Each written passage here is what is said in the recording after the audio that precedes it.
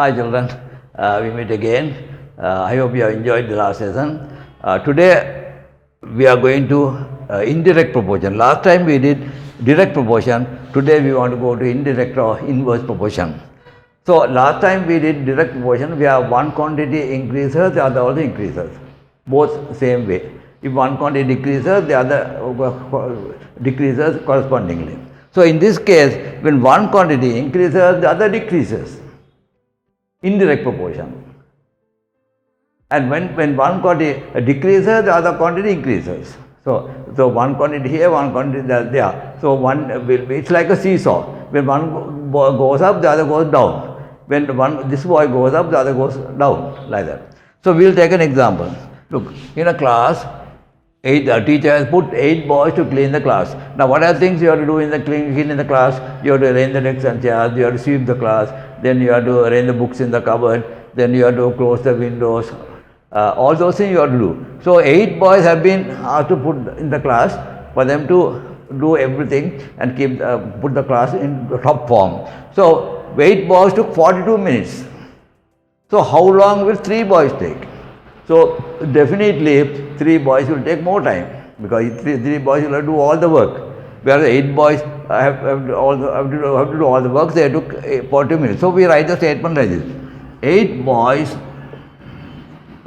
took 42 minutes.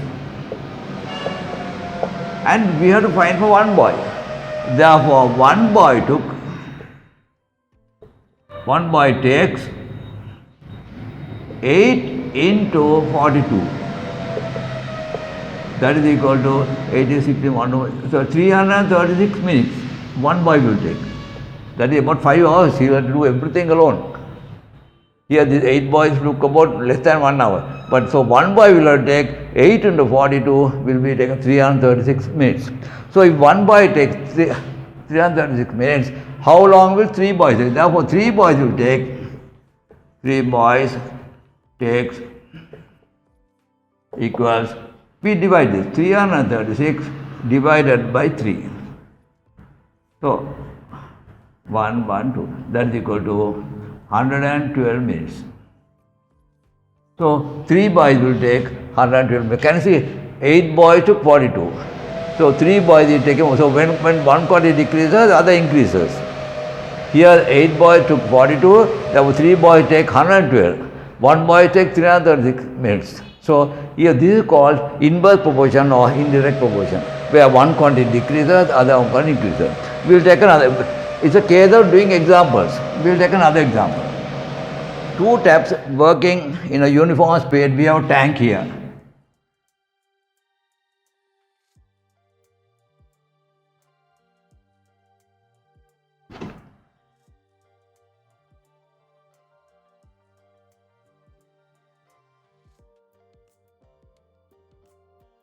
We have a tank and we have to fill this tank with water.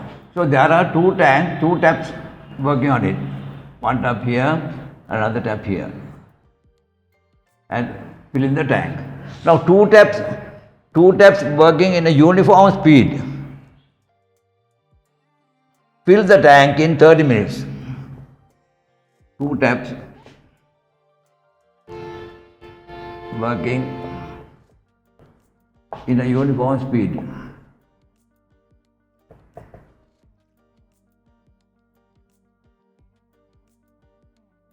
Takes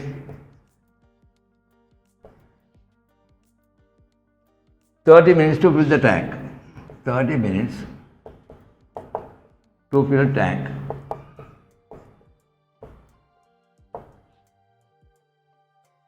How long will 5 taps of the same type? How long will 5 taps of the same type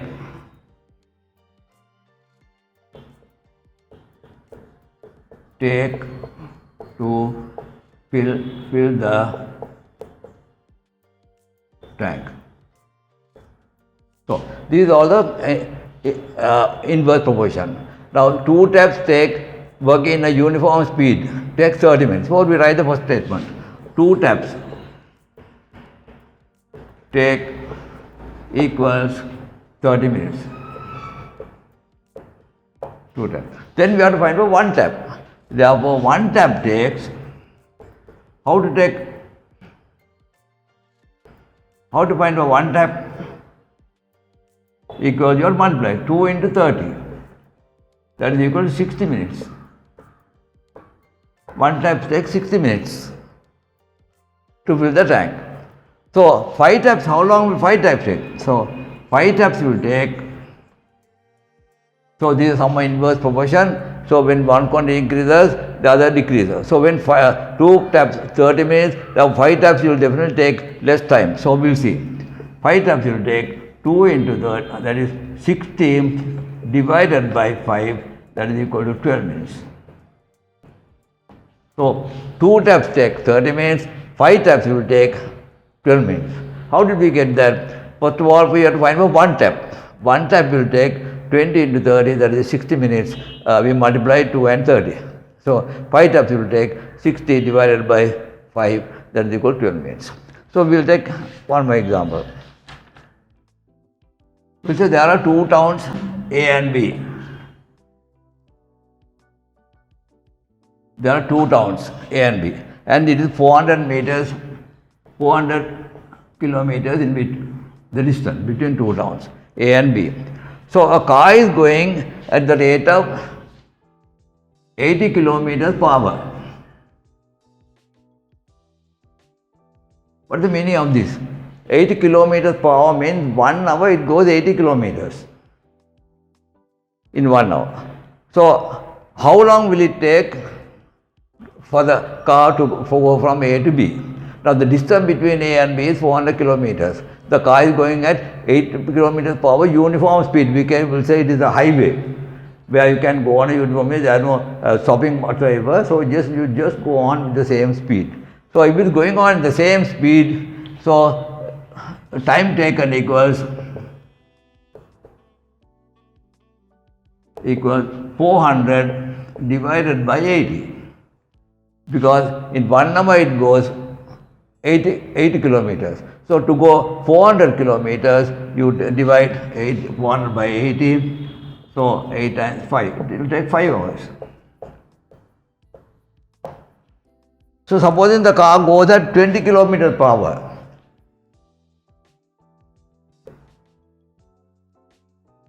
The car is going at 20 kilometers per hour. So definitely it will take more time. 80 kilometers it took 5 hours. So 20 kilometers it will take, so 400 divided by 20, time taken. Equals, so cut, cancel 20, it will take 20 hours. So can you see inverse proportion? When one quantity increases, the other decreases. When one quantity decreases, the other quantity increases. So if a car goes at 20 kilometers per hour, it takes 20 hours. If it goes at 80 kilometers per hour, it takes only 5 hours. So these are all someone in the proportion. We'll say just one more example we'll take. In a hostel, there is food for 12 children.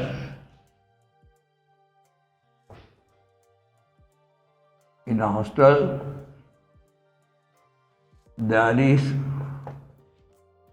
food for 12 children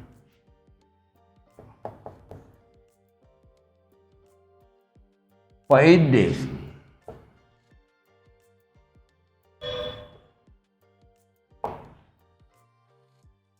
Four more children joined the hospital. 4 more children joined the hostel.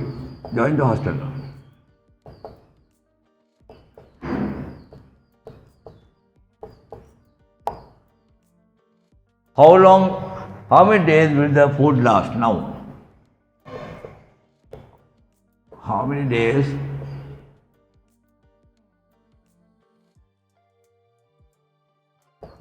will the food last? Now after the children join. So look at, try to study the sum very carefully. In a hostel, there is food for 12 children for 8 days. 4 more children came and joined the hospital. Sorry.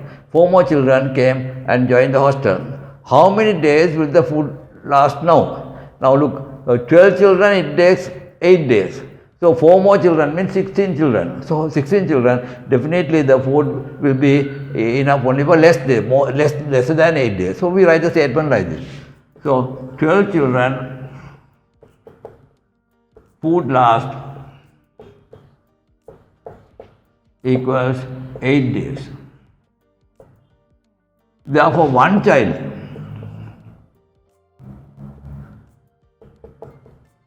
food will last 12 into 8, that is equal to 96 days. So we are finding one child, it will take 96 days, one child. So now there are four more children joined the hostel, therefore altogether there are 12 plus 4. So number of children equals 4 plus 12, that is equal to 16.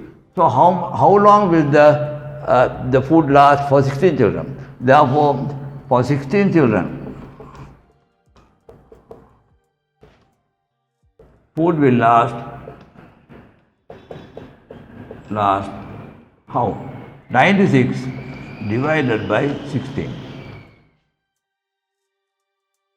How? It will go 6 times. 6 or 33 over 79, that's equal to 6 days. Can you see? 12 children, food will last 8 days. Therefore, 16 children, the food will last only for 6 days.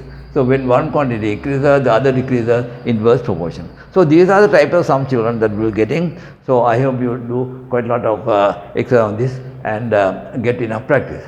So, if you like the lesson, please press the subscribe button.